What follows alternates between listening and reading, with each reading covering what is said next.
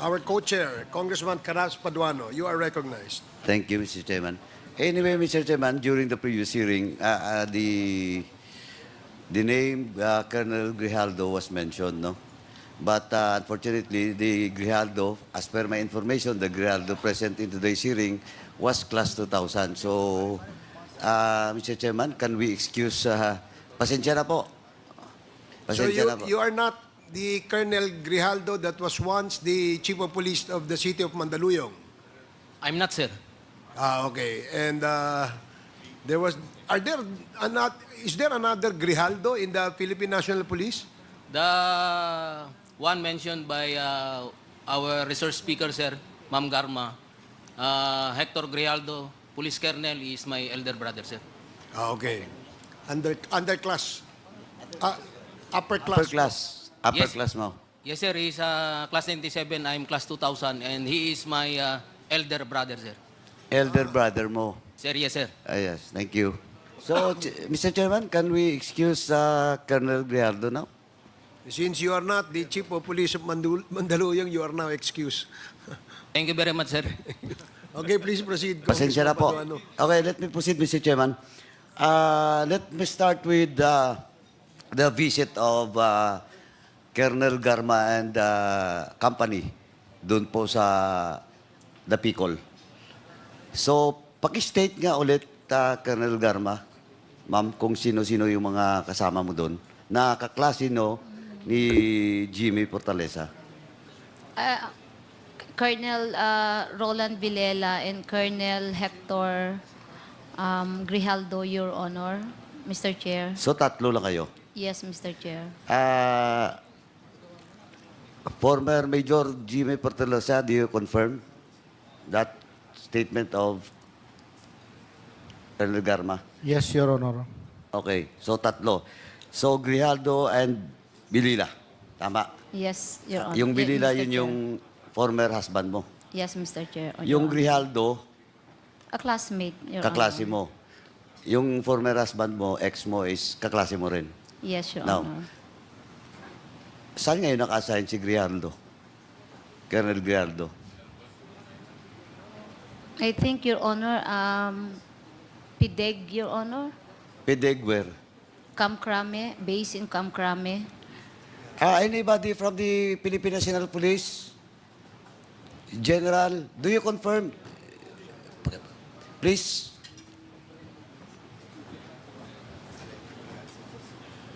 Yes, Your Honor, sir. So you to confirm. Yes, sir.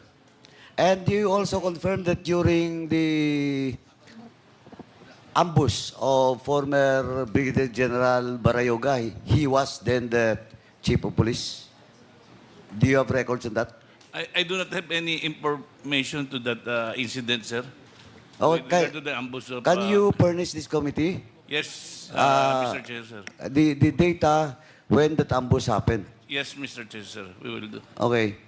Since, Mr. Chairman, since Colonel Grijaldo is not around, maybe we can ask him on the next hearing. But before I proceed to my next question, Ma'am Garma, during the ambush of former General Barayoga, which is class 83, di ba? Class 83 siya. I'm not sure, Your Honor. Ayan ka na naman. Hindi ko lang, maybe... Ikaw, ma'am, please. Kasi simpleng-simpleng tanong. Because that time, do you confirm that he is the corporate secretary? Yes, of Your Honor. PCSO? He is our board secretary. So you Yes. don't know? Namatay na yung corporate secretary mo? You don't even know that he is class 83? Simpleng-simpleng tanong lang po. That was in the news. Alam ko nga eh. Bakit nag-evade ka? Simple question. Again, I warn you. I might cite you in contempt. Oh, do you confirm na he's a class 83? 83 ba siya? Classmate? Okay, ito na lang. A classmate of our chairman. So Yeah, whatever classmate is of the your- class of Sir Pinili, I cannot, Classmate I'm of not Sir sure, Pinili, but classmate classmate po of sila. the former DILG secretary. Tama? Yes, Your Oh. Honor. Ito ako, pagbibigyan kita, ma'am. yung sinasabi ko, diretso na ang pagsasagot. Yes, Your Honor. Kasi ang dami, pinapakinggan ko na kanina yung mga tanong. Ako nagtanong sa iyo kanina, pinakontempt na kita. Because usually your answer is maybe. Maybe yes, maybe not. Simple question. Mamaya, pupuntahan kita dyan. Okay, anyway. Now, so you confirm that tatlo kayo pumunta kay Jimmy Fortaleza because Jimmy Fortaleza is your classmate.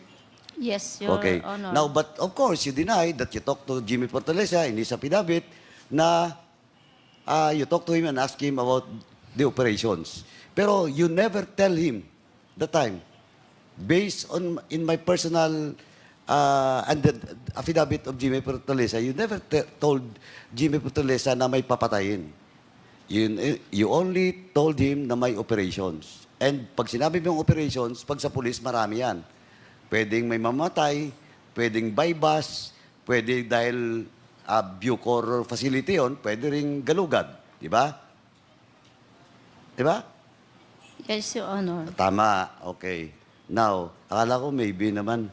Anyway, now, and also, Jimmy Fortaleza, in his affidavit, narrated na tumawag ka sa kanya. But of course, you denied it. That's why we are forced to order the NTC to submit, no?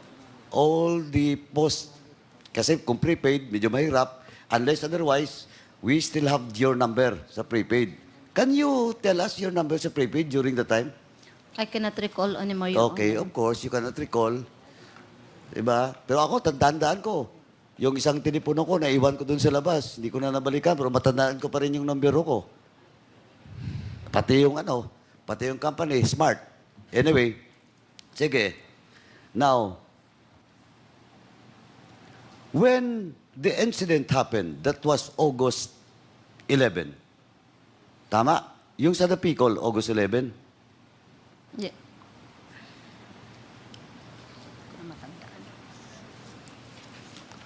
August 11 ba?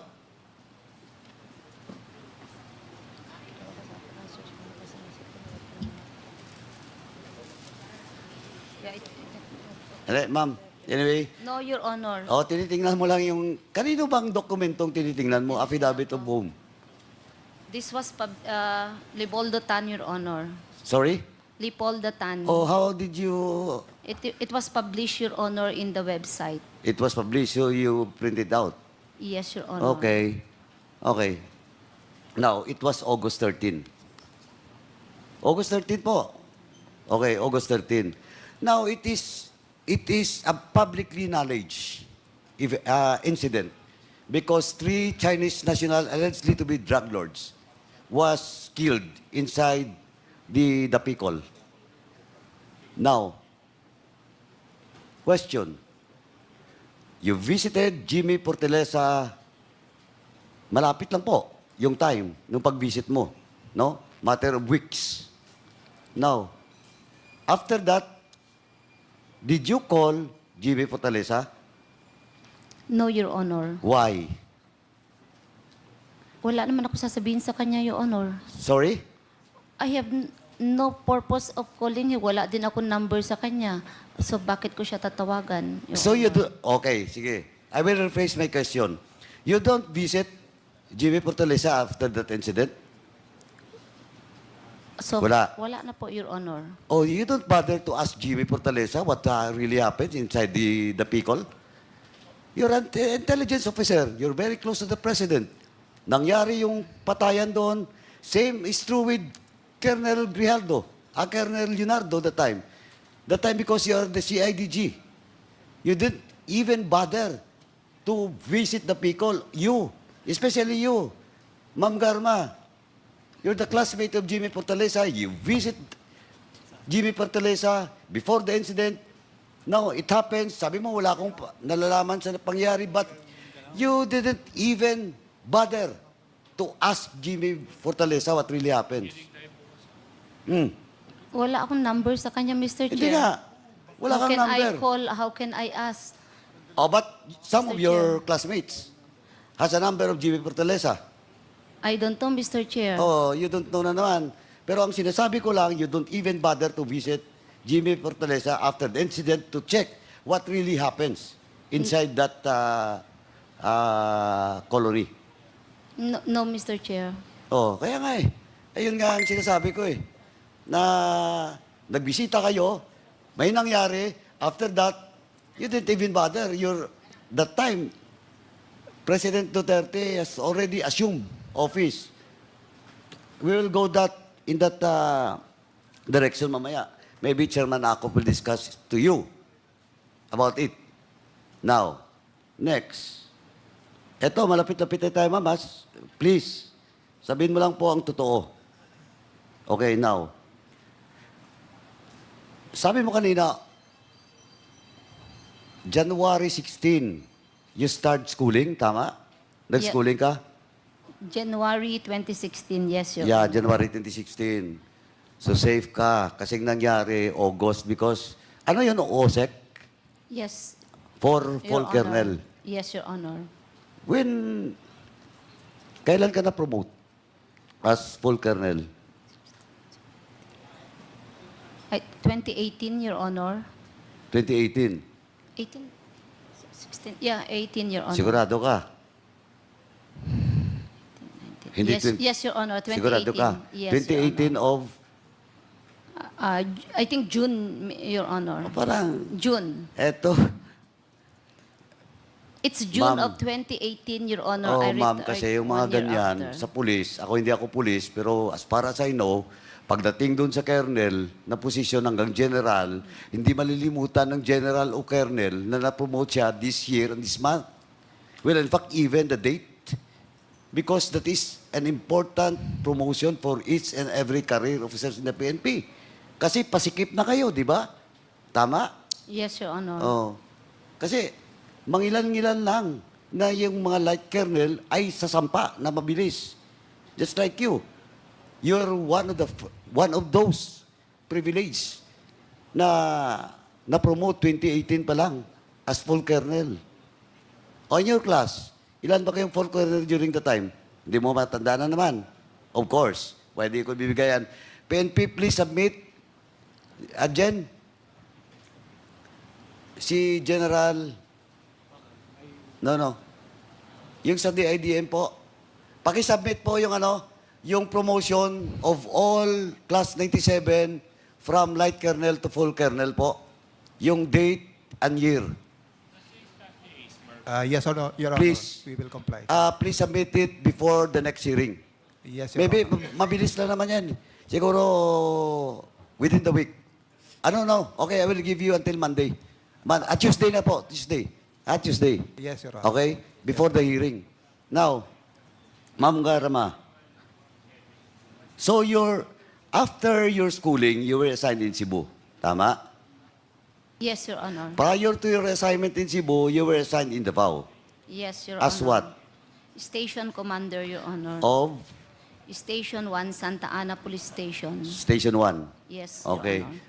With the rank of light colonel. Yes, Your Honor. Okay. Sa posisyon na yun, di ba pwedeng major doon? Pwede rin po ang Major, Your Honor. Di ba? Tama? Yes, Your Honor. Okay. Now, yung position mo is only light colonel. You were assigned in Cebu. And as far as I know, no, but of course, I can be wrong, I might be wrong, pero pag highly urbanized city, not a component city, rank of full kernel dapat, di ba? In the case of Cebu City, dapat full kernel. Yes, Tama? Yes, Your Honor. Now, you're just a light kernel the time. No, Your Honor. Pag-assign sa'yo? Cebu City Police, Your Honor, I am full colonel. Kailan na po. kayo na-sign doon? June yun po. June or July. June Your Honor. of- Basta I am already, na-promote na po ako, Your Na-promote ka Honor. na? Yes, Your Honor. Ba't OIC lang status mo doon? It has to be confirmed by the mayor, Your Honor. Ayun. Because the mayor does not want you to be the chief of police because prior to that, you were also assigned in Cebu, di ba? Yes, Your Honor. As what? CIDG, CIDG? Regional Chief of Region 7. Correct. Kaya, kilala ka ni Mayor Osmeña. Yes, Your Kaya Honor. ayaw niya, kasi kung kilala ka ni Mayor Osmeña, because the regional center of Region 7 is Cebu. The regional office of CIDG is Cebu. Most of the activity of CIDG is in Cebu. And as the mayor that time of Cebu, kilala ka ni Mayor Osmeña. That is why ayaw niya sa'yo. Because on your record during the time, napakarami pong nangyari during the time. And we are now collating all those incident no related to death nung time na yon as CIDG Region 7 at the same time Chief of Police of Cebu. Now, Chief of the CIDG ka the time. Yes, Your Honor. Yung rank mo is Light Colonel. Yes, Your Honor. During the time, Regional Director can be a Light Colonel ng CIDG. It can be, Your Honor. It can be. Yes, Your Except Honor. for, sabi ko nga, highly urbanized city. Di ba? Just like Cebu City. Dapat full colonel. Yes, Your Tama. Honor. Now, anyway, let me proceed with, bago pumunta doon, balikan ko mamaya, your travel records. I have with me your travel records. Yes, Your Honor. Okay. I have with me since from 2024 to 2012. Okay? Ma'am Garma, you're most traveled, though you're not anymore in public office. Yes, Your Honor. Tama. Whose shoulder you travel? Some were sponsored by my cousins when I traveled. in Cousins? Who are your some cousins? states. I was invited for Who a are while. your cousins? Who are your cousins? Anne-Marie Batay. Who- They are from all where? United States. Okay, US. Yes, Your Honor. Then, siya lang? Nagsisponsor sa'yo? Hindi pa po. Meron pa Hazel Idnay. Comsec, please take note of all the names that are being mentioned by Ms. Garma. Yes, please proceed. Who else? Yun lang po ang nagtumulong So, po. dalawa lang Yes, because I was invited to an occasion. in the US. But how about your travel in Asia? Who sponsored it? I paid for it, You paid for Your it? Honor, yes. Tingnan mo, mama. Your travel for just 2024, you traveled 6 times abroad. Just in 2024. Tapos, yung travel mo 2023 is 13 times. You travel 13 times abroad. 2020. 13 times. This is a record coming from the Bureau of Immigration, Madam. You cannot deny this. Iba't ibang lugar, may Kuala Lumpur, may ano. In the next hearing, tatanungin pa kita po para at least papaunahan kita. Pero sa ngayon, ang tanong ko lang po, who sponsored you? How can you afford to travel 13 times in just 1 year? You're not anymore an official of the government. This is an official travel. Oh, where did you get? Where did you get? Ma'am? Oh, you want to an executive session? No, Your Honor. No? Also, answer me. Or else I set you in contempt. I paid for it, Your Honor. Yeah, you paid for it. How much is your ano? How much is your? Can you provide us? Are you willing to have a waiver for your bank accounts? No, Your Honor. No. Why? Because you're not telling the truth. You are hiding something. Ito, initial pa lang, mama. Oh. You travel 13 times? Ibig sabihin nun, more than every month you travel outside in the country. Now, last question ko, ma'am. What is, eto mama, diretso kita, what is your latest travel abroad? When was that? When was that? Japan, Your Honor. Japan? Hindi, your purpose of your travel. USA, Your Honor. O USA. Now, pakiano lang, what happened with the travel? Okay, I have to travel to USA to Why? to bring my daughter in the US Why? because of this exposure. When was that? When was that? 28 last. When was ano that? ngayon, September, August, Mr. Chair. ang daming August, 30 days yung August. 28. Hindi, ganito lang po, ma'am. 28. Diretsuhin kita. Oh, 28. your plan to travel in the US was August 28. That was the time that the squad com was already started, di ba? The investigation. Yes, Your Honor. And your name was already crop up. Yes, Tama? Your Honor. Oh. Now, in short, you're using that alibi to bring your daughter to the US to evade this investigation. No, Your Honor. No, okay. Anong nangyari?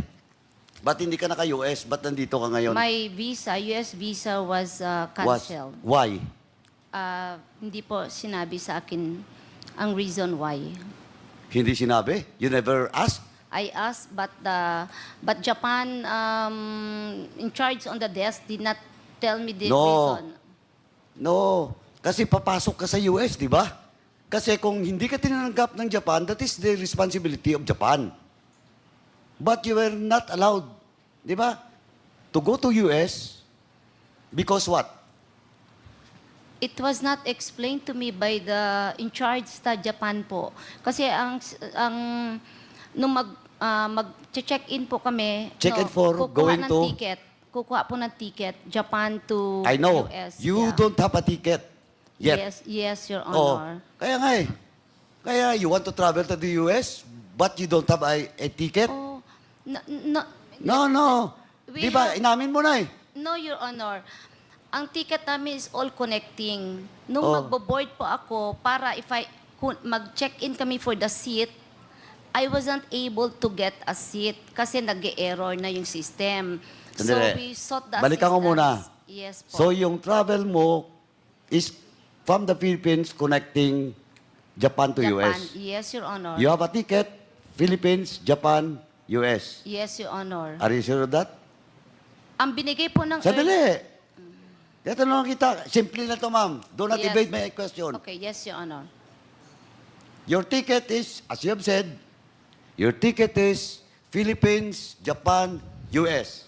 Yes, Your Honor. Oh, but you were not allowed. Yun na, may ticket ka, sigurado ka, Philippines, Japan, US. Ang ticket po namin is Philippine-Japan. Kaya nga, Your Honor. Huwag mo nga akong lituhin, ma'am. Ang tinatanong ko, malapit ka na, ma'am. Ang tinatanong ko kanina, yung ticket mo is only Philippine-Japan. Sabi mo hindi. Philippine-Japan, US. You get a ticket in Japan for US. Boarding pass po yung kukunin na namin sa Japan. Ay, Hindi po nako. ako Anyway, nakakuha, anyway, Your Honor. do you have a copy of that? Wala na po, Your Honor. O, BID, DFA. Anong airlines? O, hindi mo na naman masagot. Simpleng-simple yan. It happens last 2 weeks ago. Sige nga. Kasi you're lying, ma'am. No, Mr. Chair. You are lying. Okay. Now, question, your ticket. Anong airplane? Oh, you cannot answer? Simple-simple. Something happens in Japan. Now, Mr. Chairman, hindi rin ito makalusot eh. Kasi pag tinawag ko yung DFA, alam ng DFA. Japan, I think it's Japan airline. That's why we landed. Why in I Japan. think na naman. Kanina maybe, now I think. It is Japan airline, Mr. Chair. From the Philippines, I'm very sure of it na. I can recall it. Japan airline. from the Philippines To Japan. to Japan, then what airlines supposedly to the US? It's the same. It's Japan airline. Japan Airlines. Oh, kaya nga, dalawa na, twice na. Last ko na mamaya na tanong. Anyway, Mr. Chairman, I move that dahil walang kopya daw, wala nang records, walang documents from Ms. Garma, Mr. Chairman, can we ask for the documents, travel documents, with regards to the plane that was booked by Ms. Garma from the Philippines, Japan, and to the US. We will ask the records from the DFA. Yeah, from the DFA po. Tsaka BID na. Tsaka Japan Airlines. Okay, COMSEC, kindly coordinate with the Bureau of Immigration and our DFA as to the travel records of Colonel Royina Garma. Wala. Wala bang DFA dito? And also, Mr. Chairman, can we ask the DFA the reason why Miss Garma was not permitted to travel to have an entry from Japan to the US? COMSEC, you are so directed. Para opisyal lang po. Kasi alam din na ni Miss Garma bakit hindi siya pinayagan. Oo, malalaman din natin, My ma'am. mother's grave, hindi ko po alam, Pero Mr. alam mo, Chair. deep inside, you know why you were not allowed entry to the US. I cannot just say what's deep inside, Mr. Chair, because I'm not sure. Kaya, that's your alibi, that's your defense. Yes, That's your defense, ma'am. Okay. Mr. Chair. Mr. Chair, Congressman Acop, with the indulgence of Congressman Paduano. before we leave that issue in Japan, may I be permitted to ask some questions? With the indulgence of Congressman Paduano. Yes, Mr. Chairman. It's Please a pleasure proceed, to this Congressman Acop. representation. Madam Garma, nung bumili ka ng ticket, Yes, saan bang intention mo na pupuntahan talaga? Mr. Chair, I didn't get the question. Ano ang intention mo talaga nung bumili ka ng ticket? Japan or US? US, Okay. US, Mr. Chair. Eh bakit hindi ka kumuha ng buong ticket, diretsong papuntang US?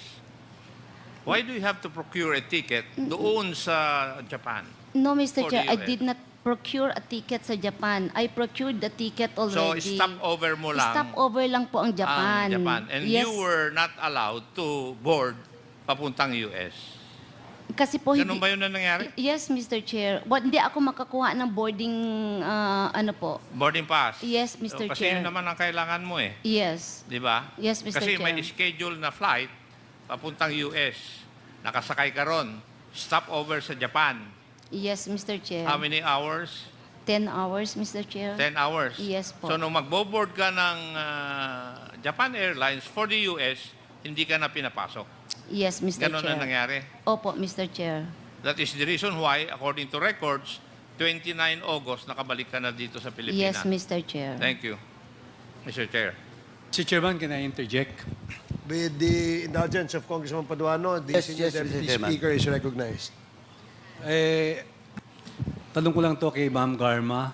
Ma'am, di ba pag pumupunta tayo ng US, from the Philippines, check na yung US visa mo dito sa Pilipinas. Pag board mo lang sa airport, bibigyan ka ng boarding pass, bibigay na yung dalawang boarding pass mo. Boarding pass from the Philippines to Japan, Japan to Philippines. Yes, Mr. Chair. Tama po ba? Yes po. So, yun po yung tanong. Bakit binigyan kayo ng boarding pass na hindi na-check yung US visa? Hindi po kayo bibigyan ng boarding pass kung hindi po i-check yung US visa. Yes, Mr. Normal po, routine po yun pag nagpupunta Opo. tayo Amerika. Yeah, Tama Mr. po ba? Yes, Mr. Chair. Very unusual yun, nung araw pong yun, Mr. Chair. So, yun po siguro ang tanong ni Chairman Acop. Di ba? Salamat po, Mr. Chairman. Congressman Paduano, please proceed. Thank you, Mr. Chairman. Anyway, Mr. Chairman, hearing the answers of Colonel Garma, Ms. Garma kanina, with regards to question of deployment, na napaka-juicy yung mga posisyon from DI, tsaka puro lahat Davao, ang assignment except sa Cebu. Tapos nag-schooling, tapos early retirement. Again, can you state when was the date or the year that you retired? That's June of 2019, Your June of Honor. 2019. When did you assume as PCSO chairman? July 15 of 2019, Oh, Your Honor. 1 month lang. Di ba? Tama? 1 month? 15 days, I think, Your Honor. Oh, 15 days pa. Sobra. Now, during the interpellation, Mr. Chairman, ng mga members kanina, Ma'am Garma, Miss Garma, keep on denying that he's close to the former president. Di ba? Kasi sabi mo lang lagi, maybe. Binigyan ka ng posisyon, tingnan mo. You check the record. 10 years pa yung supposedly before you retire, 10 years ka pa, but you opt to early retirement. Tapos, wala pang 1 month, sabi mo nga, 15 days, bigla ka nag-PCSO. Tapos, itong tinanong ka kanya, sabi mo, are you close to the president, former president? Ang sagot mo, because of those promotions, sabi mo, is maybe, not maybe. Now, I will ask you, are you special and close to the president, former president? Yes or no lang po? Walang personal. Yes or no lang po? Kasi lahat-lahat eh. Ay, ewan ko kung special ako. Oh, why can't you answer? Simple lang tanong ko. Are you close to the former president? Because that's why you've been given a juicy position where in fact, 1 month, wala pa nga, 15 days ka lang nag-retire, ng-PCSO, chairman ka na kagad. Sige nga. Yes or no? Why can't you answer? Oh, Mr. Chairman, since the... Because, Mr. Chair, Oh, why? What? I do not... I do not na naman. No, Mr. Chair. Oh, sige nga. Because you said, am I close or special to the President? Yeah, you're close to the president. Or special. Kasi, tanungin mo yung lahat mga classmates mo. Ako, mama, mga classmates mo, ikaw ang tumulong for the promotion during the time of President Duterte. That's why I'm asking the DIDM to submit to this committee all the years and promotion of all your classmates. Now, ang question ko ngayon, diretso na. I hope you will answer truthfully. Are you close to the President? Mr. Chair, I'm not close. I was fired. Okay. Okay. Nag-floating pa nga So, po ako during his Huwag time. mo, mga floating during his time. Yes, Mr. Chair, 15 6 months. days lang na nag-retire ka, nag-PCSO chairman ka, for all those qualified, sandali, for all those qualified applicants. Ang dami po na qualified. Why you?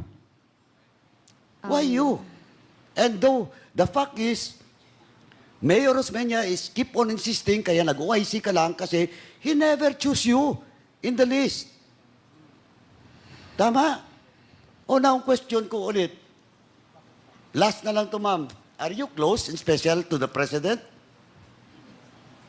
For me, Mr. Chair, I don't feel close and special. Okay, now, Mr. you're lying. Chair. Because... You're lying, Can ma'am. I explain, Mr. Chair? Of course, explain. You know, there was once in my career na siyang mayor, nag-floating po ako 6 months, I don't have any position. Ma'am, when was that? That was in 11. No, that Mr. was Chair, way, floating. way back. Way, way back, ma'am. Nag-floating po ako. But before he became President of this Republic, you're very close to the President. Before your assignment in Cebu, you're very close to the President. Before you retire, you're very close to the former President. And now you're talking to this committee, you're telling us that you're not close to the President?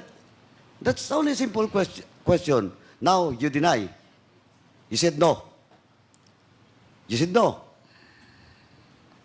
Oh, Mr. Chairman, Can I, Mr. Chair? Kanina pa kita pinapa-explain. Pabalik-balik lang tayo. Yeah. Okay, given you were floated. Yeah. Kasi, 2011. yes, Mr. Oh, but after that, Ah. lahat na position mo, juicy. Can You I, can never stay.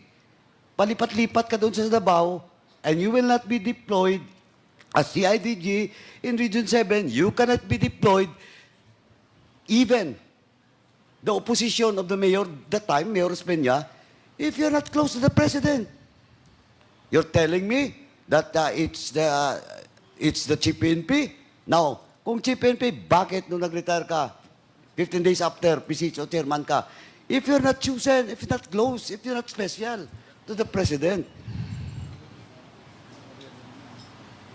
Oh. Oh, why you're not answering? perhaps, Mr. Chair, I am special. Perhaps ka na naman. Anyway, Mr. Chairman, ito, ano lang to, Mr. Chairman, for the record, but I move to cite in contempt because the resource person is evading to answer questions being asked by almost all members. Paulit-ulit lang yung perhaps mo. Maybe. Ngayon, perhaps na naman. Move to cite you in contempt, Mr. Chairman. Mr. Chair. Mr. Chair. Mr. Chair. Mr. Chair. If I may, honorable members, I will just allow the chair first to make a clarification on the motion of Congressman Paduano. Congressman Paduano, is that a motion? Yes. That's the motion. I move Mr. to Chair. cite in contempt. Sandali lang po, Co-Chair. Abante, give me the time because this is my time.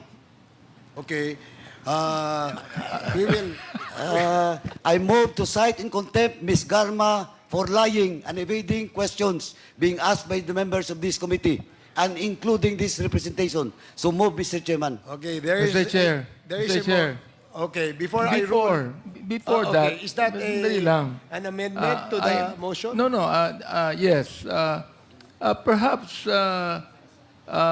please listen to my questions first before we act on the motion of my co-chair who is angry now.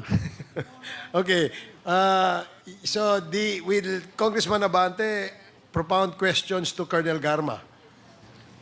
Mr. Mr. Chairman, we you. have, Mr. I think Chairman. we have a pending motion, Mr. No, I Chairman. am just We just have clarifying. to, 1 minute to follow the suspension. rules first.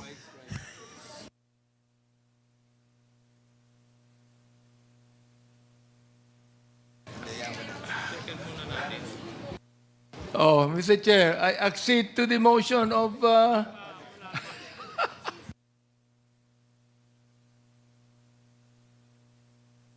Mr. Chairman, just to clarify, the violation of Ms. Garma is refusal to answer query. Hearing is suspended. Suspended. Suspended tayo, mga kasama. Please, respect the decision of the chairman, please.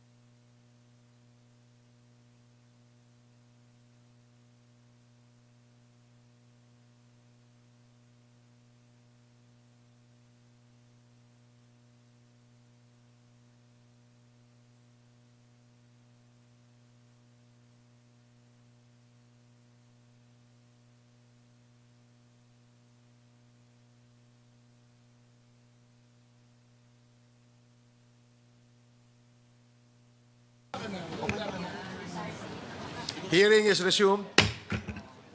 Thank you. Can I be allowed to speak, Mr. Chairman, to reiterate my motion? Or, Okay. Go ahead, Congressman Paduano. thank you, Mr. Chairman. Again, Mr. Chairman, I move to cite in contempt Ms. Garma for in violation of our rules, letter C of our internal rules and contempt for refusal to answer relevant questions, Mr. Chairman. So move. Second motion. There is a motion to cite in contempt Royina Garma for violating Section 11, Paragraph C of the rules of procedure governing inquiries in aid of legislation. Any second? Second motion. I object. Second na siya. Yeah. Oh. Any second? Second motion, Mr. Chairman. Duly seconded. Are there any objections? I object. May I know what is the objection of I Congressman still have some questions to ask Colonel Garma in relation to what my good friend, who is always angry, to his questions. Okay. Mr. Chairman, I move to strike out the unpartnered statement of my co-chair, Abante. I second. Mr. Chairman, 1 minute suspension, please. Okay.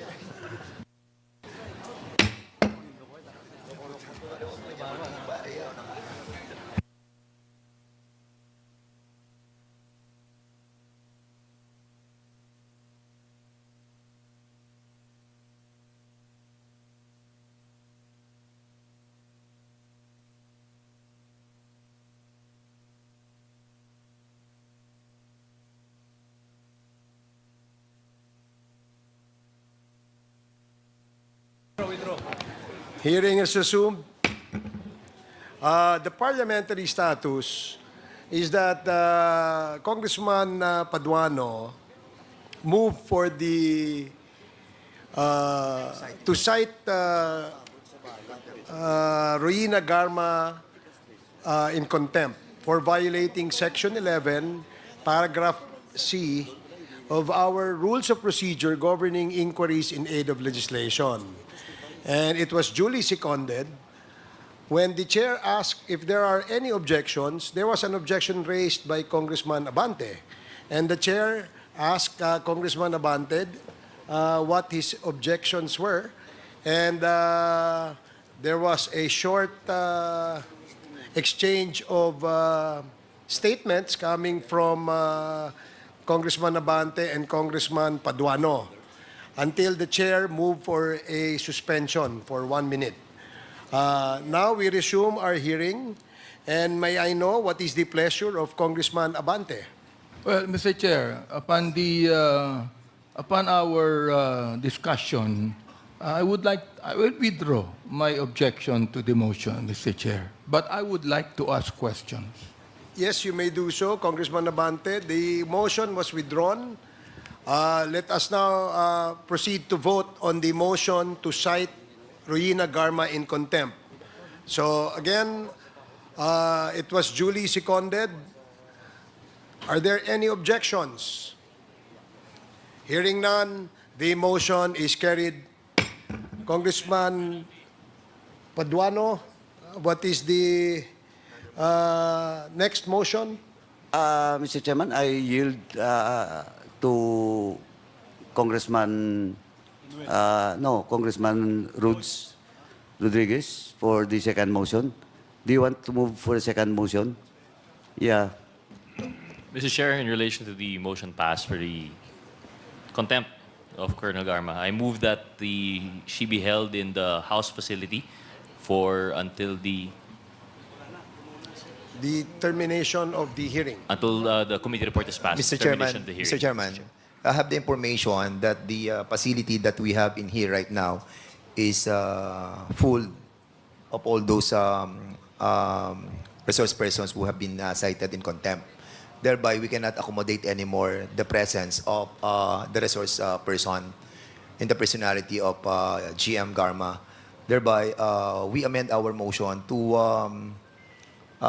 put the resource person in the police facility in Mandaluyong, in the correctional facility, Mr. Chairman. So instead of detaining Royina Garma, GM Garma in the facilities of the House of Representatives, we will then detain her to Women's Correctional in the city of Mandaluyong. Mr. Chair, I submit to the Your Honor, please, may we... Mr. Lawyer, No, I'm sorry. you're not allowed Yes, you are not under our allowed. rules. You So talk to your client. she will be detained at the Mandaluyong Women's Correctional Center, correct? Yes. Mr. Chair, I'll be amending my motion. Given the Please. wisdom of the Chair Dan Fernandez, I therefore move that we, in line with the contempt order you just issued, I move that we detain Colonel Garma in the Mandaluyong Women's Correctional Facility, and the period will be until the termination of this hearing. There is a motion so stated. Duly seconded. Are there any objections? Mr. Chair, Is that an objection, Colonel Busita? yes, Mr. Chair. Can Being you- a retired police commission officer, and pwede po ba na siya ay sa ano na lamang po ma-detain sa PNP custodial? Mr. Chair. 1 minute suspension.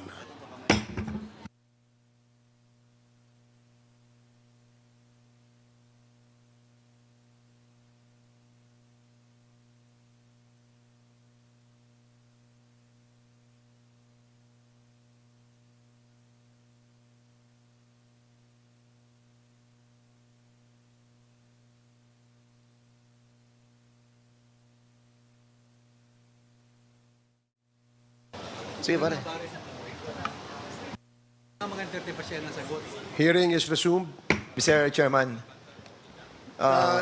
Let me just state for the record the parliamentary status. There is a pending motion on the second motion wherein there was a discussion as to where we will detain GM Royina Garma, whether in the premises of the House of Representatives or outside of the premises of the House of Representatives. And there was a motion made by Congressman Gutierrez stating that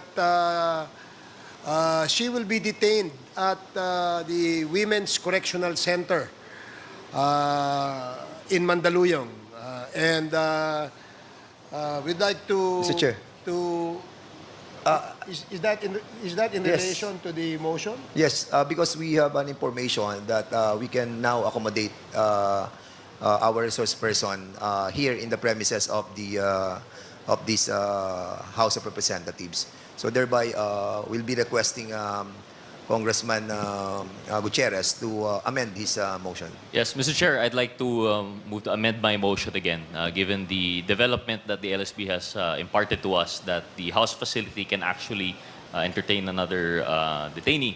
I therefore amend my motion, Mr. Chair, and I'd like to move instead that in relation to the contempt order of Colonel Garma, that she be detained in the House detention facility, and the term to be determined is that until the termination of the hearings of the Quadcom. Okay, there is a motion. Second motion. The first motion is to detain her in the premises of the House of Representatives. And another motion is for how many days, Congressman Gutierrez? Mr. Chair, until the termination of the hearings of the Quadcom. So she will be detained until the termination of the Quadcom in all its hearings. Okay. Mr. Chair, Congressman Acop. supposing the hearing is not still terminated and she will tell the truth, what is the... Can she be released from detention? Certainly, Congressman Acop, the violation she has committed is in violation of Section 11, Paragraph C, wherein she refuses to answer and cooperate, and she tries to evade answering the questions propounded by the members. So if she changes her mind and she suddenly cooperates, then the committee will be more than willing to accommodate her motion for reconsideration. Is that all right? Does that satisfy Congressman Acop? Thank you. So the motion to detain GM Garma in the premises of the House of Representatives until we terminate the hearing by the Quadcom. Duly seconded. Any second? Second, Mr. Chair. Second, Duly Mr. Chair. seconded. Any objection? Hearing none, the motion is approved. Comsec, please coordinate with the Sergeant at Arms